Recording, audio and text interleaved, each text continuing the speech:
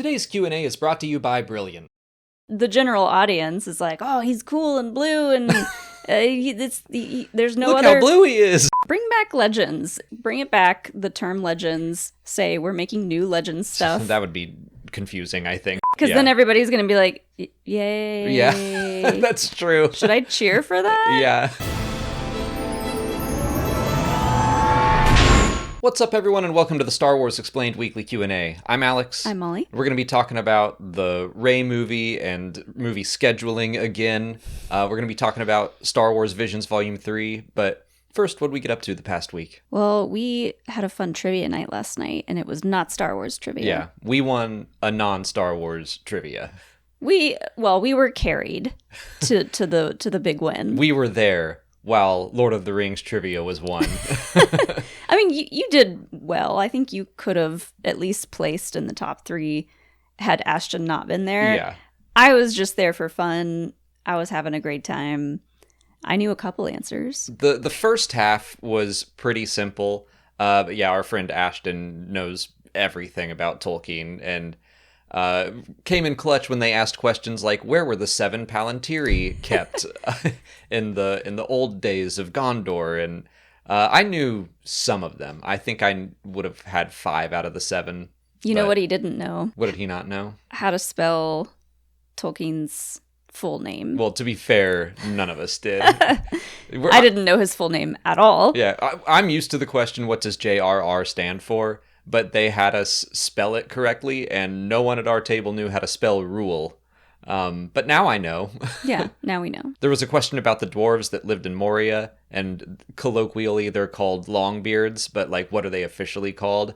And I knew Durin. It's Durin's folk, and Ashton wrote that without blinking, but I would have written like Durin's boys or the line of Durin or something like that. But yeah. Durin's folk is very specific. I did not know that. And we happened to be sitting next to the person who was running the trivia, and she admitted she'd never seen the Lord of the Rings films before.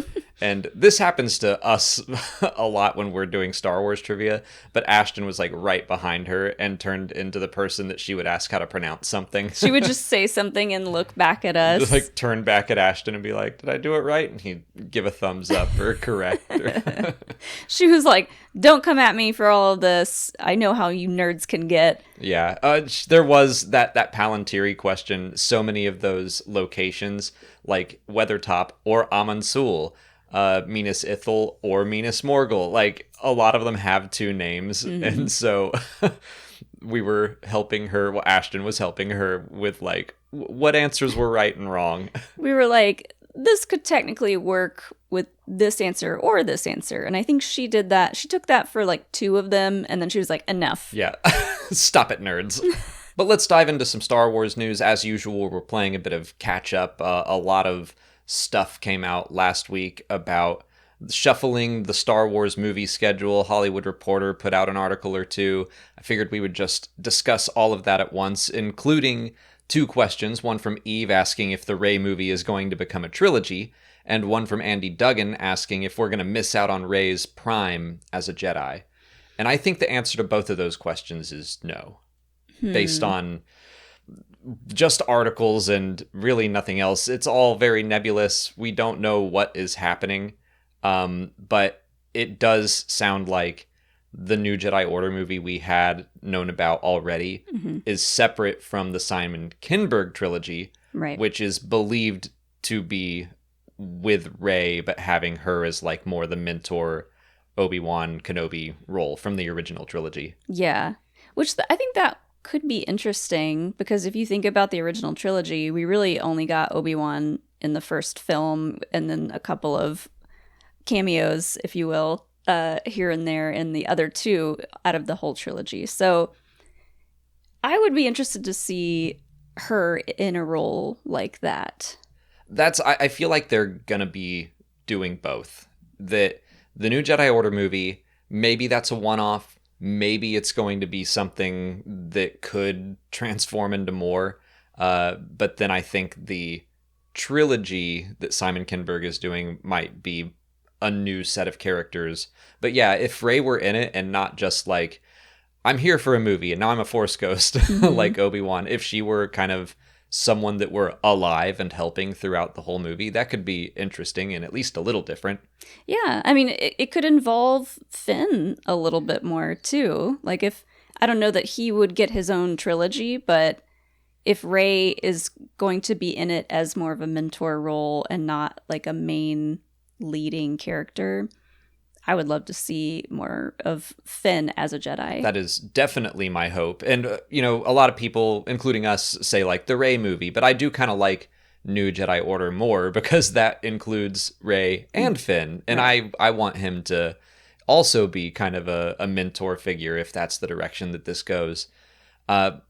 We don't know currently like any timeline stuff outside of the one-off movie that has been in production for a while.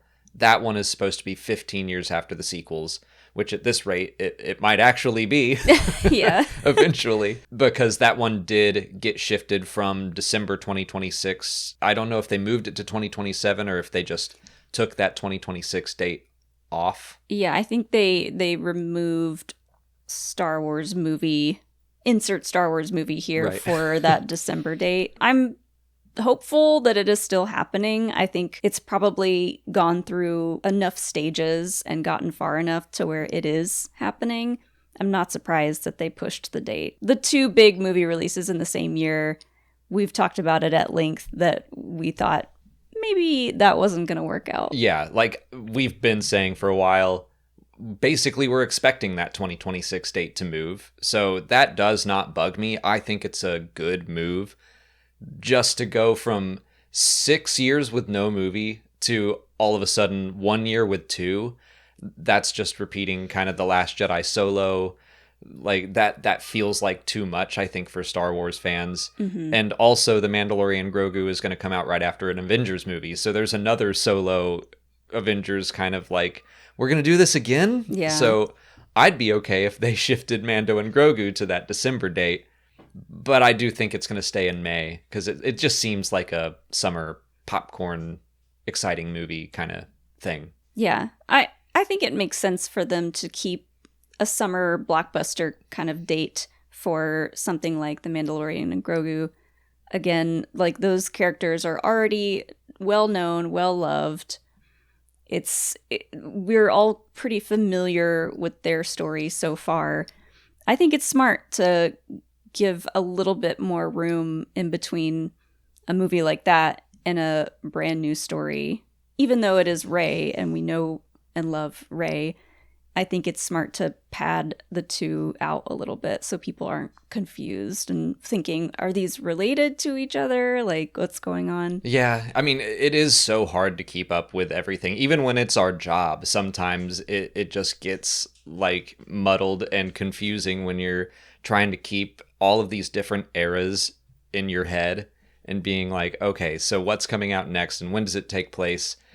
And the casual fan doesn't really do that. So if you go straight from Mando and Grogu into now it's the New Jedi Order and you're like, hold on. Whiplash. Yeah. Even several months apart, I think it's smart to divide it up to one movie a year.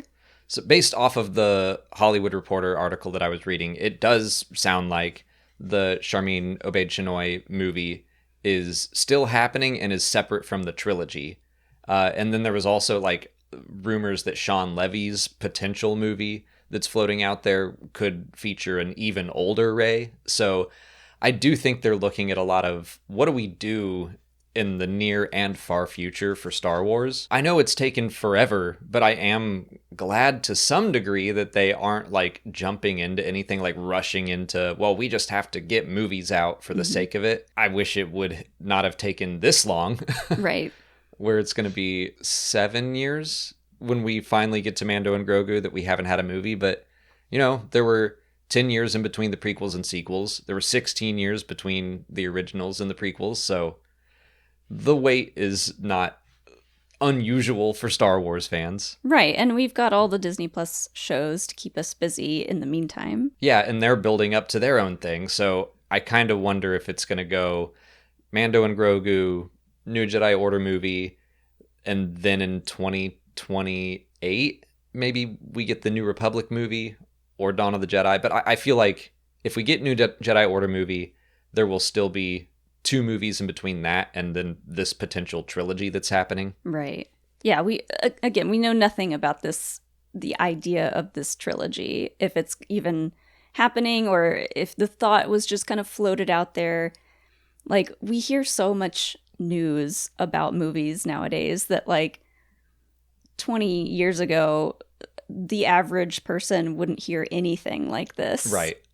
As often as we are hearing about Star Wars news. So it's just like a lot of like he said, she said kind of stuff that turns into news. Yeah. And because reporters are like, we have to get clicks to our website. So and Star Wars always gets clicks. So this is going to be a news article. Over analyzing everything. It's like, I'm sure a bunch of other release dates got shuffled around. I mean, the Blade movie has been moved a billion times.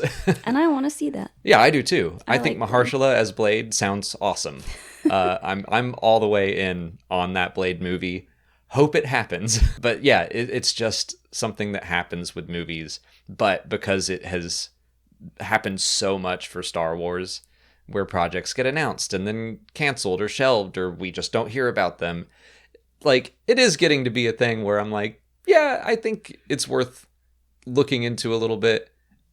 I think it makes sense why Hollywood Reporter would be like, let's talk about this for a little while. Yeah. I mean, it's not just Star Wars. I think a lot of big production companies that are in charge of these franchises and big IPs, I think a lot of them are struggling to figure out what's going to work, because things were working great 10, 15 years ago, and they're not as great now, and they're trying to like figure out why that is. And there's like so much to that, but you know, it just makes sense that they are kind of just trying to figure out what's going on in the movie business. What do people want?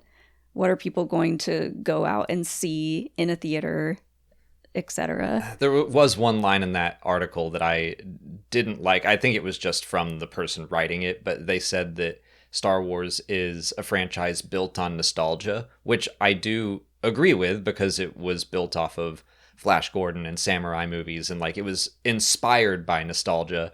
I do fear that they're going to keep on just going back to nostalgia for Star Wars. Yeah. And that they're too reliant on like, oh, we need to have these legacy characters. And it's like, I'm happy for more movies about Rey, but like, she doesn't need to be the only focus. What the Dawn of the Jedi movies will hopefully spark a bunch of new characters that we fall in love with, and we can follow them. I mean, like, the Mandalorian and Grogu were not legacy characters when they started, but they took a risk and made something cool that was inspired by what Jon Favreau liked. So right. I hope that they do more stuff like that, instead of just being so concerned with, like, we're running out of legacy characters. Yeah. It's like, make something new.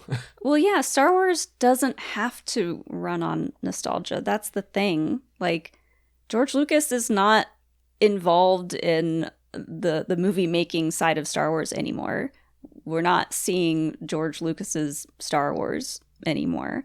So give us new stuff, you know, like, I will say, when Lucas did the prequels, he took a big swing, a big chance on that, because is that considered nostalgia if it's like a whole different story? Some of the characters, you know, end up as whoever, Anakin ends up as Vader, blah, blah, blah. And like, but would you say that story, the story of the prequel trilogy, was also built on nostalgia? I think it was like inspired again by things that George liked, but I definitely don't think it was built on nostalgia for Star Wars. Right. Or else fans wouldn't have complained about him so much and be like, this doesn't feel like Star Wars. Right. And yet now it perfectly feels like Star Wars. And that's the thing, like, these executives are like, oh, if it doesn't do well immediately right off the bat,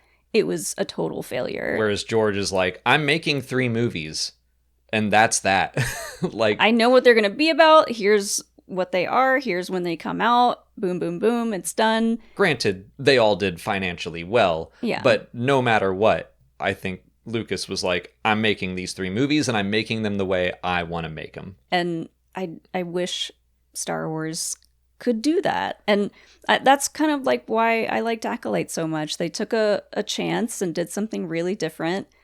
And, you know, not everybody loved it, but the people that did like it really liked it, you know, and they liked seeing something new. And I don't know, you just have to give stuff a chance to become well loved over time. Yeah. I mean, corporations and executives are just so risk averse, and art needs to be risky sometimes.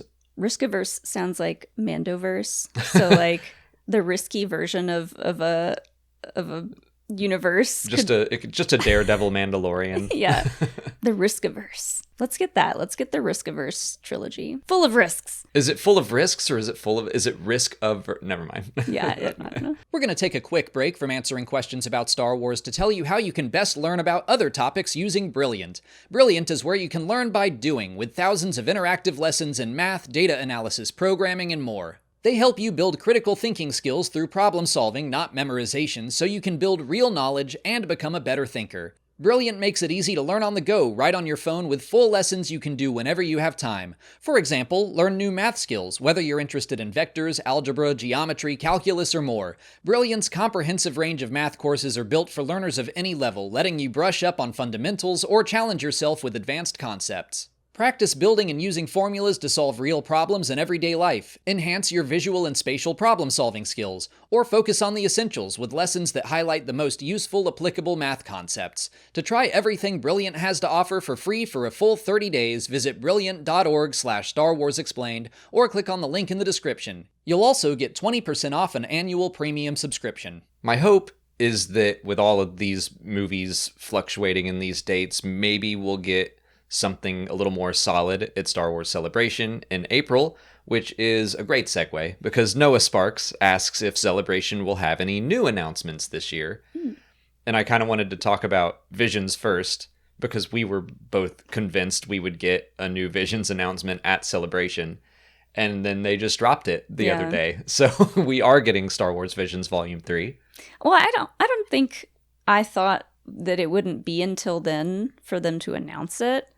But I guess in my mind, they would announce it there since everyone would be in Japan. But it makes sense to do kind of like what they did before and just show one of the episodes at the Visions panel, which is what they did at the last Celebration. Right. Volume 2 in London, they showed the Aardman studio short, a studio from London. So now I guess they can choose any of them. Yeah. Because I think they're all from Japan. Yeah, they're all from Japan again, just like the Volume 1. And then I think there's 3 returning studios. 4. We got Production IG, Trigger, Kinema Citrus, and Kamikaze Doga. Yeah, so 4 returning ones from the first volume, and then a bunch of other new ones. 5 new ones, yeah. So I'm really hopeful that some of those returning studios just do follow-ups for Volume 1. We want more of the Ninth Jedi. That's when that one came out, that's 2021. That was one of my favorite Star Wars stories of that year. It was familiar, but just a little bit of twist on all these things. I loved seeing that concept of whoever's holding the lightsaber, it'll change colors based on their personal connection to the Force. I thought they utilized that so well. Yeah. So I really hope that they follow up on that. And it ended in such a way that I was like, come on, don't end now. It's interesting now that I think about it. It would be cool if this is how they got their ideas going forward. If they got a bunch of different studios to do several different shorts, see which one people like the best, see which one gets the most hype and excitement after the fact, and then make a series or make a movie out of it. Yeah, you can still slap the Star Wars Visions brand on it, and it can be like I forget what DC calls it, like an elsewhere. It is Star Wars, but it's not canon. So we could do a full Ninth Jedi movie that is just its own thing, and it's got lightsabers and spaceships and droids and the Force. Bring back back Legends in a way like this. Like, just bring it back, the term Legends, say we're making new Legends stuff. That would be confusing, I think, because the Legends universe is already its own, like, timeline. Sure. So I think Visions needs to be a separate thing. Well, yeah, I guess that's what Visions is, really. It's its own, but it doesn't really have its own timeline. Yeah. Because we haven't gotten any follow-up stories. Right. Well, we have, so The Duel is another one that I think might get a sequel, since it got 2 comics, which I bought both of them, physical copies of it, because the art is so good in them. We got the Ronin novel. So it already has, like, its own ongoing timeline. So I would love it if they picked up the Duel story, maybe set after the Ronin novel or something. Mm-hmm. Or maybe they'll just adapt the part of the Ronin novel. I don't know. But I do think that the Duel has potential to have another installment. But yeah, just in general, I'm happy that we're getting more Visions. I really have enjoyed this line. Mm-hmm. It just gives us the ability to have fun with Star Wars and experiment a little bit more. It's way less pressure. Right. And like, to go back to the Duel even more, that umbrella lightsaber is like, if that happened in live action, I would be like, this is too much. But in that context, yeah, I'm like, do it. Go for it. Show me something wild. Yeah. It's just nice knowing that it's several different studios getting to come up and create their own original stories. Again, there's less pressure, less expectations, next to zero expectations, right? So it is more fun. Well, in what we were just talking about, like nostalgia versus inspiration, is I love hearing about how all these studios take their own culture, their own beliefs, and they put a Star Wars spin on it. Mm-hmm. And that's not just in Japan. The studios in Volume 2 had their own histories that they would then put into the Star Wars universe. And I just think that's so cool to see a whole new take on Star Wars. Yeah. And it, especially with Japan, like Star Wars, like the actual Star Wars was already so heavily inspired by samurai. Right. So it is interesting to see more takes on that, more inspirations taken from samurai culture and like different takes within Japanese culture. But to go to Noah's actual question, do we think there will be any announcements for something brand new at Celebration this year? I hope there's an announcement for a new animated series. Yes, that's my big guess. I feel like with the Bad Batch done, there's got to be something in the pipeline. I feel like there's always something animated working in the background. Mm-hmm. So I'm really hopeful that they say whatever is next. Yeah. So, and maybe they'll announce the next Tales of, because I feel like every year they're doing Visions, Tales of the Jedi, Visions, Tales of the Empire, Visions. Mm-hmm. So then in 2026, we'll probably get Tales of the something. Yeah. I wonder if maybe Filoni is being stretched a little thin, because now he's working on, because in the past, he was kind of in charge of all the animated series, right? Mm-hmm.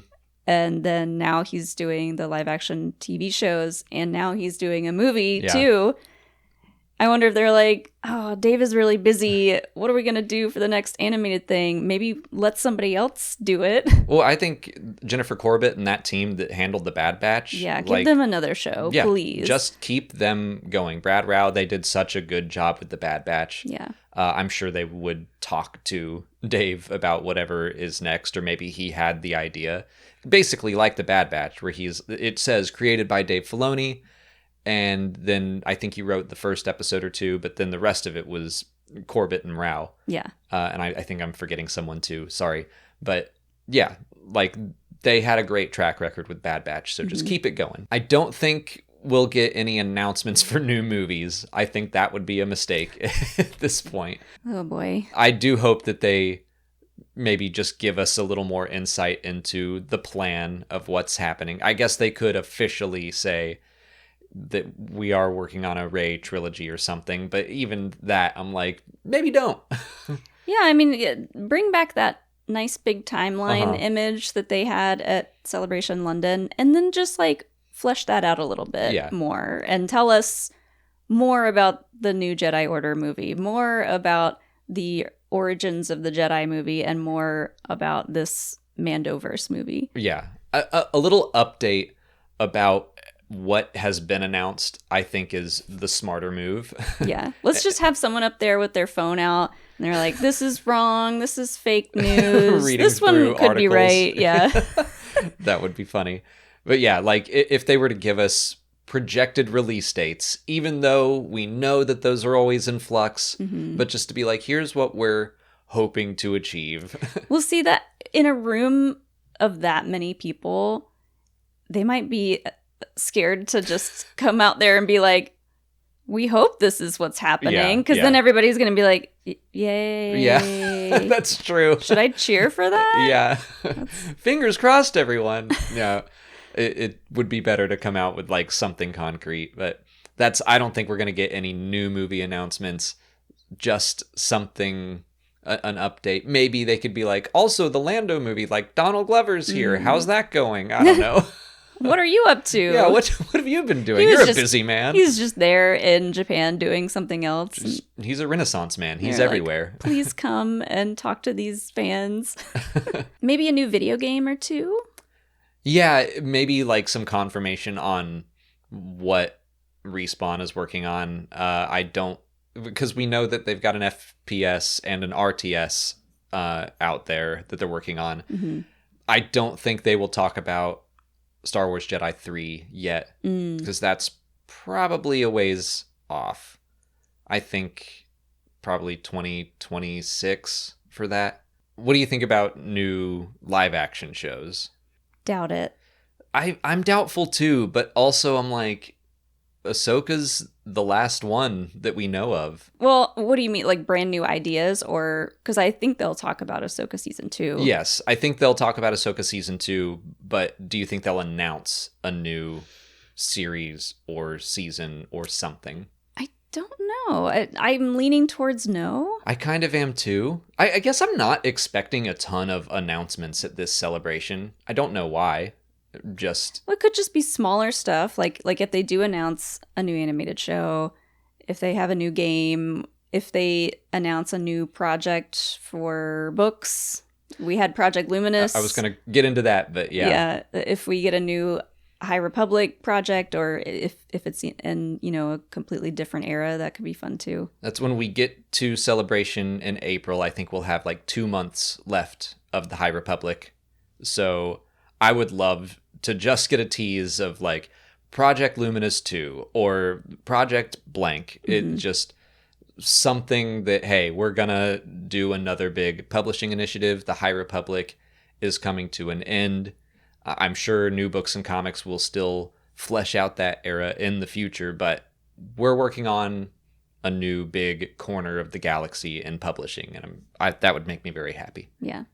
It could be Old Republic, because we just recently got a little nugget of information about the Old Republic. That's true. No one was expecting. That's what Screen Rant said, that Atten was once considered the crown jewel of the Old Republic. Yeah, which is really interesting. Yeah. I am really excited to learn more about this planet. I think that could... I've been saying / hoping that like the suburban planet, I think there's a reason that it feels so different. So if that plays into things... It's all a simulation from the Old Republic.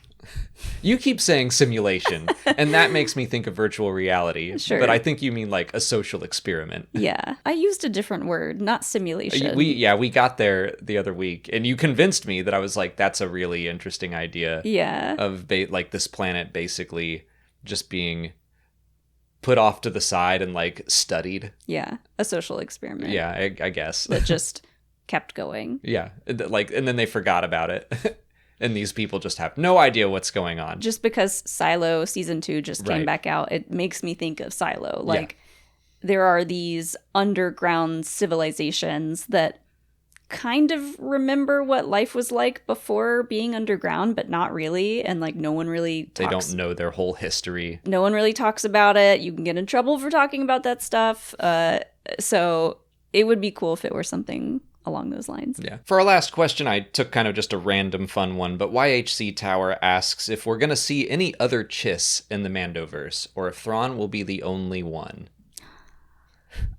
I feel like he would be pissed if another Chiss character showed up. If they came to steal his thunder? Yeah.